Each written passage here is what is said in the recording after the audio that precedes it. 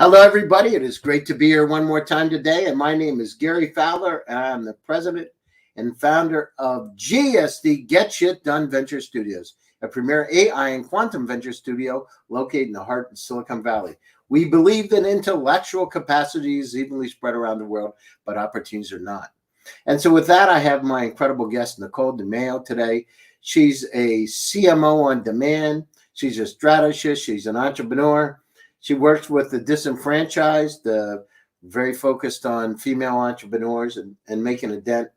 So with that, I'd like to introduce Nicole. Hi, Nicole. How are you today? Hi, Gary. I'm doing really well. It's super nice to see you. Yeah, it's good to see you. It's been a while. So I got a question for you. When you were working at Apple in 1996, was Steve Jobs there in Apple? Oh, well, I got to work with him at Next. Oh, And really? And how yeah, was that? oh my gosh, it was completely mind-blowing. So much of what I learned during that time, I literally bring with me today into everything that I do. Yeah, so I came in, I was actually on the agency side, and then I got a fateful call saying, "Hey, Nicole, do you want to interview for the global head of communications for Next, reporting into Steve Jobs directly?" And I said, absolutely. And they gave me a few milestones and hurdles that I had to do. We launched Web Objects. I don't know if you remember that product, but it Well, was that's a long time ago now. yeah, it was a pretty solid foundation of the commercial internet. And a lot of the original e-commerce platforms were based on it. And a lot of people don't realize, but Apple bought us not only for our operating system but also for web objects and what we were doing to build the back end of the commercial internet.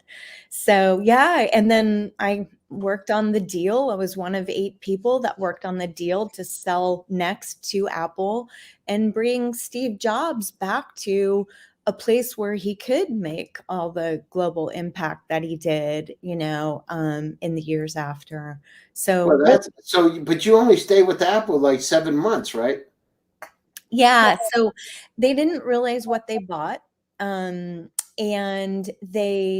I needed to write speeches. So I traveled all over the world and I helped build the executive brands for a lot of the Next executive team members because the world didn't really know who we were and the value that each of the leaders were bringing. And Avi Tavanian being one, the CTO, and they just didn't know, what they had. And so I traveled all over. I, made sure that the communities that were, and customers were thought of and taken care of in all the communications and speeches and whatnot. And it was really a thoughtful path, admittedly, to get the Next executive team into those places of leadership in Apple, which eventually did happen. So pretty Well, amazing. how was Steve Jobs to work with, Nicole? Was he easy? Um, he always had the highest standards, Hmm. right? Of anyone I've worked with, and I've worked with incredible leaders, and I am to this day. Um, but he always had the highest standards. And so it made me exponentially better in everything that I did because, he always said you have to come to the table with, a frame of reference and like 3, solid points of reference. So it was always very thoughtful and well researched when I came to him.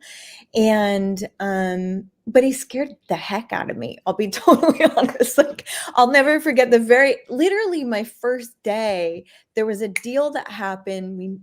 I had to write a press release that day, come up with the whole media strategy. and there wasn't anyone else in the organization because they weren't working as late as I was to run it past. So I had to send it straight to Steve. And I'll never forget the day I hit send, and didn't have anyone to bounce it off of. And, he came back and he said, "This is really good." Did he And talk to you directly, or did he write you an email? in that particular situation, he sent an email back and said, "This is really good." And I found out later from colleagues that that was also pretty unprecedented, that, he didn't have a lot of changes to what I did. But I had my weekly meetings with him, and I could only bring 3 things to him every week for his consideration. And it's really interesting because it had to be beneficial to the company, obviously, but also, we were working with somebody who had a pretty significant personal brand. And I was on the team to help him build his public profile in a positive way again. And that was a real honor, Gary, to be able to do that. And he was absolutely lovely and supportive and family oriented and all these things that just aren't said as often. They were, of course, said at his memorial, and his life celebrations, of which there were many, many. And all the people came out of the woodwork saying how much he showed up for them, in times of need, or, not, yeah. And, did he have a strong personality? Absolutely. But, that's okay too. And, as long as you're treating people with dignity and respect, which I always did see him do that. And that was just my personal experience, Wow, right? that's amazing, because I had Daniel Kotke on the show. Oh, So, right. so he was his roommate. He went to India with him. He went to Reed College with him. And I heard some other sides of the story. Just very interesting, you know. Well, guess what? The good news is we all get to grow up and mature, Yeah.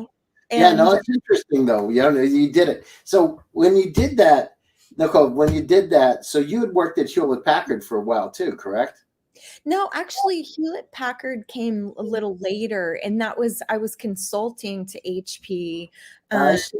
yeah, and those were during the Carly Fiorina days. So, another time working with someone who had a complicated personal and executive brand, and the organization was going through some pretty significant changes.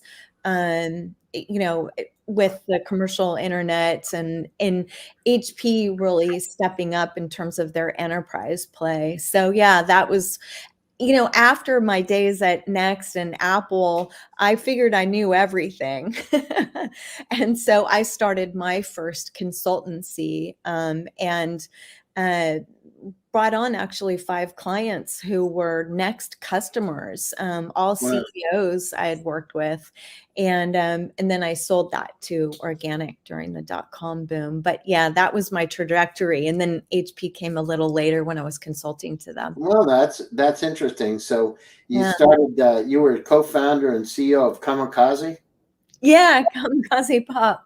Yeah, along the way, I found an incredible market need, and that was for teens and tweens to have, you know, content and books. And so we had an anime and manga pop culture venture.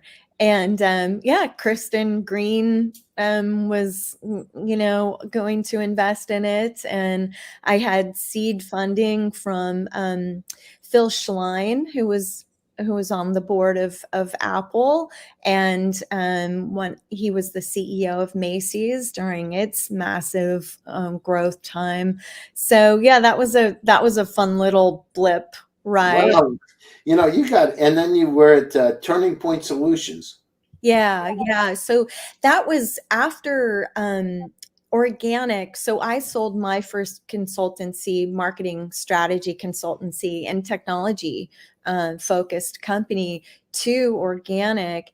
And during organic, that was during the whole .com boom. So we were developing the positioning, messaging, and websites, and inventing a lot of the digital technologies that you see, digital marketing technologies you see today at organic for really big brands. And so it was Federated Department Stores. And I mean, we worked on Webvan and Marvel Comics, and I got to meet Stan Lee. And Oh, how was that? That was super lovely. What an incredible man.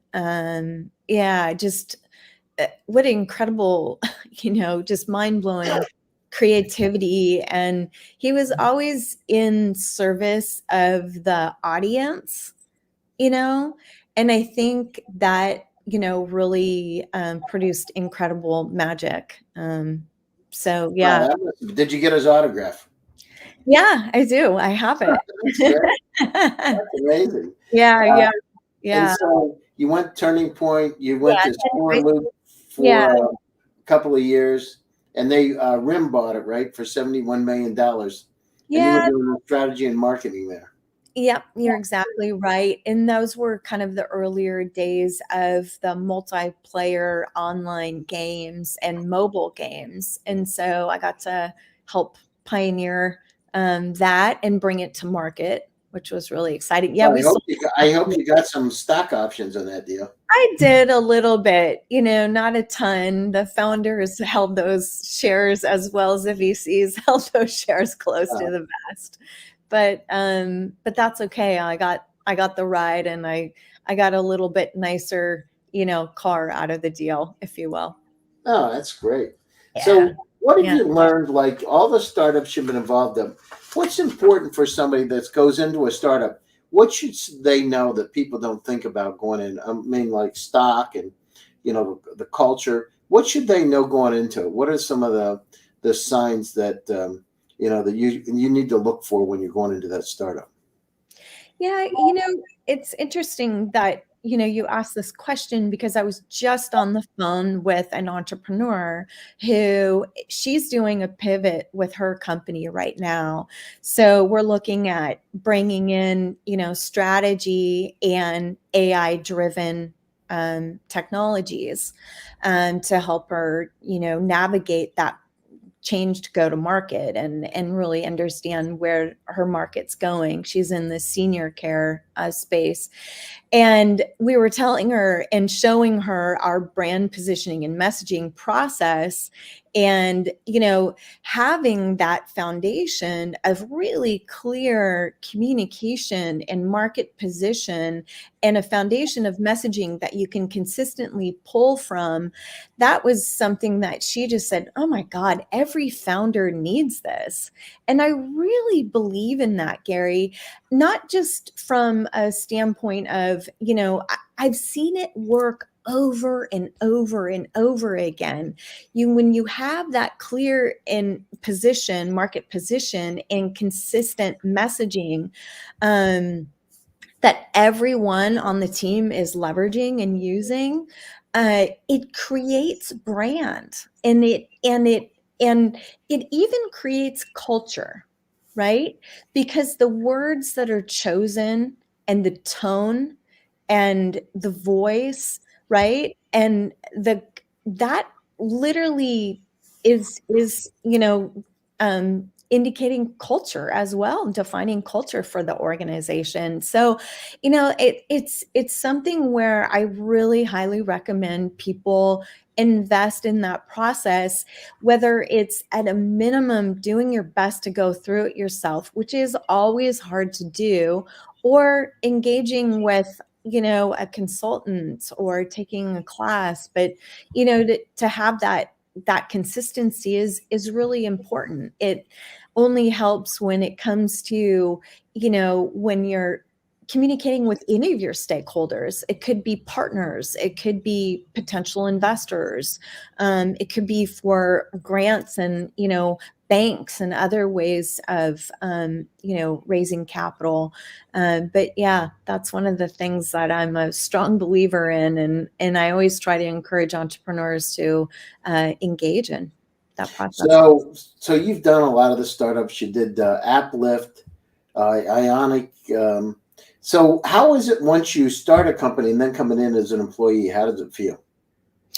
Yeah, I mean, how does it feel when I'm starting a company? Yeah, when you come into a company, you've got a lot of them that you've started, but then there's some you come into in a regular management position. How does it feel? I mean, I don't know how it feels for you, but for me, it's constrained, right? I don't like being that constrained. You don't have a lot of decision-making process sometimes. You're not involved in it, or, it's political. How is it for you? Yeah, you know what? It's interesting because I'm definitely like you in terms of, I'm an entrepreneur, very much so. And I love that ride. I love the co-creation process. And I love the ride. However, I actually have found so many ways to be entrepreneurial when, jumping into a company, right? And a lot of these processes that I use when coming into startups, I'll do the same when coming into a large organization. And so, currently we have a lot of middle market and, even pretty significant enterprise clients. And I think our clients really appreciate that entrepreneurial approach, right? Well, and So at least they can say if it doesn't work, that it's not them. They can blame it on somebody else, right? that's right. And sometimes you're like vicariously doing work for them, right? In reality, it's what they want to do, but they have something to blame it on. I'll never forget this one time. This is a senior executive, and he told me, he said, I'll support you if you're successful. Wow. Seriously. Okay. And I'm like, okay, so promise? Like, we have a promise here. This thing is successful. We have a deal, right? $100. I said, just so we're on the same page. I just want to make sure. I said, oh, it's going to be successful, and I'm going to come back and we're going to talk about it. And it was successful, and I went back. And he said, I don't know how the hell you did that. Seriously, but, okay, here's $100. So we went out and had a drink and relaxed and that kind of thing. But, part of it is that community. It's not so easy doing a startup because you got the ups and downs and ins and outs, right? All the time you're thinking about, how do I find that next customer? How do I raise that next, $10 million, $5 million, whatever it is? How do I raise the money? So, as you went down through it, you've gone down through a lot of companies. By the way, you have the largest CV I've ever seen, 15 pages. It's unbelievable. You got so much stuff in here. It's amazing. I've been around a little while, Gary. I have. And well, you don't look it. Thank you. Thank you. Well, and obviously I love what I do. I'm crazy about, continually growing and, standing alongside, entrepreneurs and people leading movements. And right now I am the most excited I think I've been ever about the marketing profession. And the reason is the technology, because I've always had one foot in technology and the other in marketing. And marketing is having a day right now when it comes to technology, and, just in 2011, there were 150 MarTech tools. Today, there are over 10,000 of them. Wow, And that's great. people don't know how and where and when to navigate all these tools, right? In the MarTech stack. And so I love helping people and organizations navigate that. And that's for, really any size organization. But the most exciting is all the AI driven tools that we're able to use now, where everything is knowable in a lot of ways. Right. And so, we're calling it marketing 5.0, where everything's knowable and I can leverage tools that are not creepy. They don't invade people's privacy. Like, I haven't been proud being in marketing these last 10 years. It's just been disgusting in a lot of ways, the way people have been profiled and whatnot. And we don't have to use technologies like that, we can use those that have, that are privacy, respecting people's privacy and that pull in information and help us understand. We're leveraging this technology called topic intelligence that helps us understand what real people care about right now, the topics on a macro scale and a micro scale, and then where to communicate those topics. Like, I may care about sustainability in, my computing power, and that is a macro topic that would play better in, say, public relations or, a medium like that. Whereas other topics and smaller, topics along the lines of sustainability may play better in social media, for example, as another channel. So we know what to say, who to say it to, and where to say it. And we have all the tools to be able to do it. Oh, and one other thing that's super cool is But we forgot how to say it, right? well, no, actually. So another really cool technology, and actually the a team that I've worked with at Organic has launched a company called ZenApps, and you can understand how to communicate with people in an emotionally intelligent way via AI understanding, all that's also privacy compliant. So anyway, I'm excited about, what's happening right A now. lot And of changes taking place, that's for sure, Nicole. A lot of yeah, changes. So yeah, I got a question. Why were you in Germany so much? Do you have family there? Like, I'm looking around, I see Berlin, I see yeah. actually all over Germany. Why were you just like Germany, or what happened?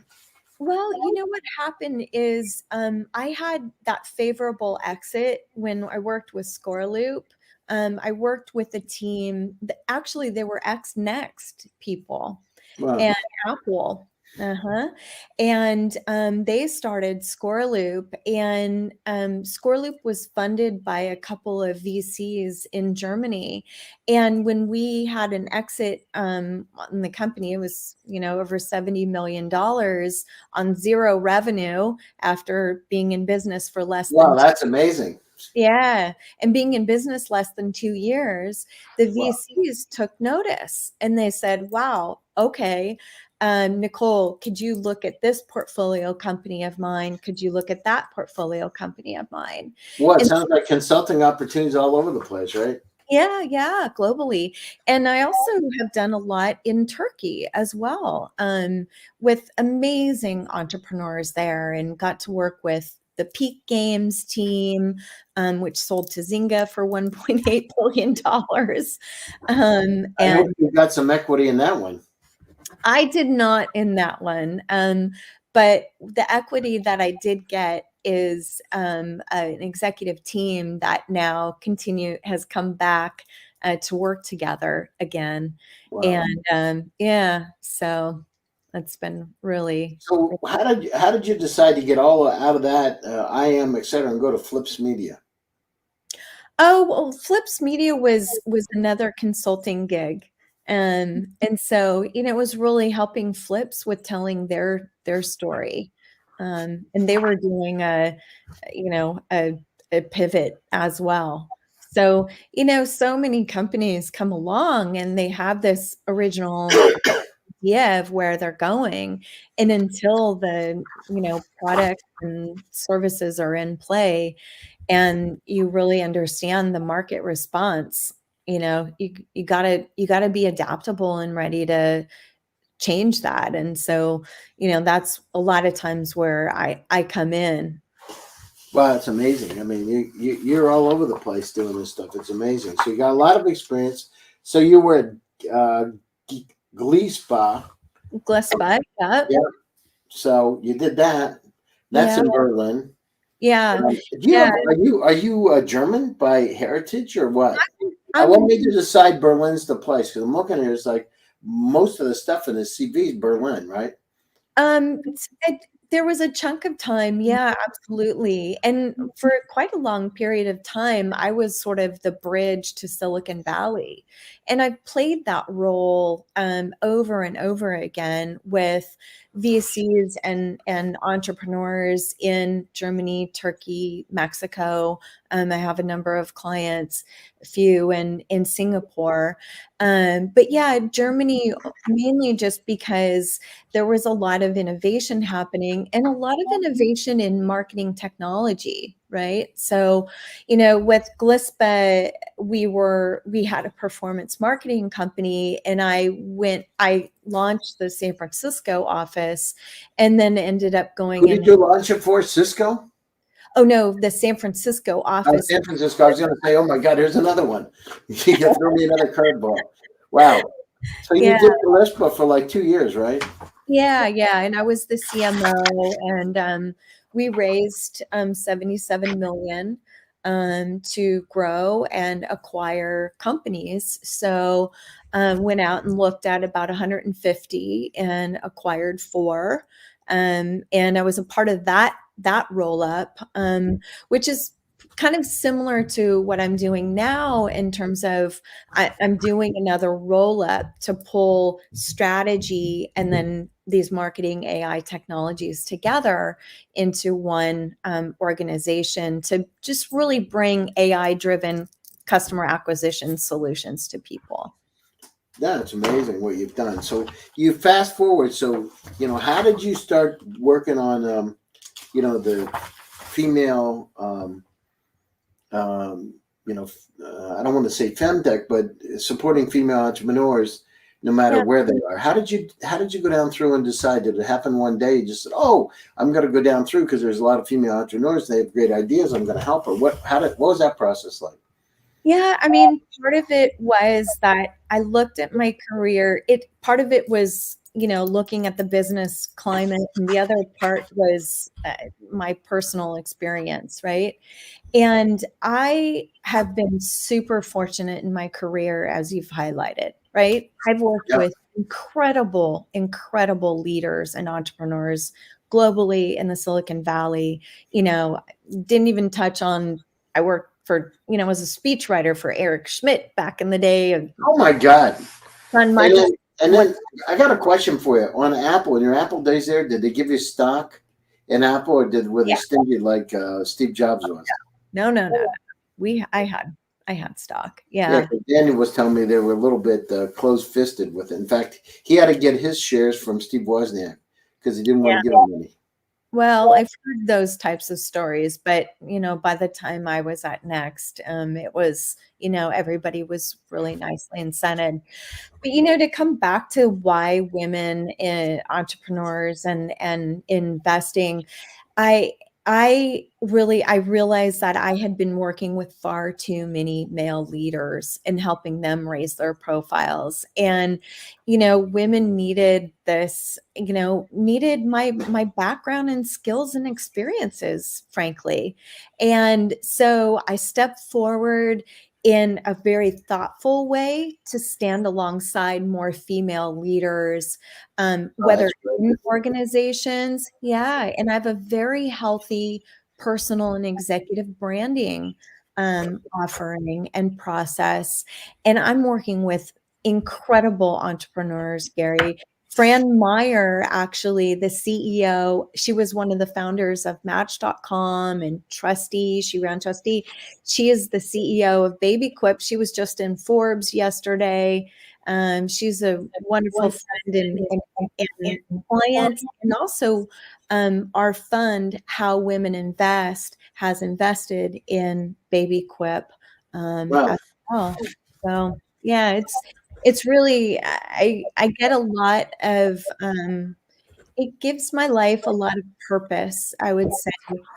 And one other thing is that I had a health scare. I thought during a significant chunk of time that I had to chase, cancer away, right? And I looked at my life and I thought, what is really meaningful? That's true. Something, and you get a point in your life and you have a healthcare. I know when I had a healthcare too, you start to say what's important. And, the working for another dollar, but making a dent in the universe to be able to help people, to help them live their lives better, be able to get more food so they can feed their families is just really important. We're coming up to the top of the show. Yeah. So closing thoughts, I really appreciate, I could spend another 2 hours with you. But closing thoughts and the words of wisdom for female entrepreneurs, especially during these trying times. So, and then your contact information, LinkedIn. Yeah, absolutely. I do encourage people to get in touch with me. I think we're in a state of trauma in a lot of ways in the world right now, and I just want to acknowledge that. And I want to encourage female executives in particular to be networked and resourceful as they possibly can be. There are a lot of women out there like me that are willing to step forward and at minimum point you in the right direction. And so, don't necessarily be closed off to, the different funding sources or partnerships or what have you, really join organizations of other female leaders. There's Leadership Global, there's How Women Lead, there's really wonderful Women on Wealth, these organizations that, can really help catapult you in your career. And stay resourceful, and don't ever forget that we're all in the relationships business. Right. So it's important to invest. I like that. Oh, we're all in the relationship business. Okay. Thanks for taking time out of a busy schedule. And how do people get a hold of you, Nicole? Yeah, the best way is to go to our website. It's outfront.solutions. So no .com, just www.outfront.solutions. And there you can, book some time. Another great way to stay in touch is to connect with me on LinkedIn. And I'm just Nicole DeMeo, /Nicole DeMeo on LinkedIn. And my Outfront Solutions channel has a lot of content. We really try to give back to people and entrepreneurs, and especially given that it's Women's History Month, we're doing a lot for in support of women and women out front. No, that's great. Well, thanks again for taking your time out of your busy schedule. It's appreciated. And thanks for all my audience all over the world. We're in 55 countries today. We have 127 companies. We believe in AI and dealing with infobesity, quantum computing, metaverse, Web3. So reach out. You can reach me, Gary Fowler, GSD. Remember, stay happy, stay safe, and stay healthy. Believe in your dreams and they come true, but focus on it. Take care, and we will be back again next Tuesday for another exciting edition of GSD Presents Silicon Valley AI and Tech. And my name is Gary Fowler, and I'm your host. Take care. Thanks, Nicole. It's nice seeing you again. Lovely to be on the show. Thank you, Gary. Good to see you. I love your hat. Bye-bye.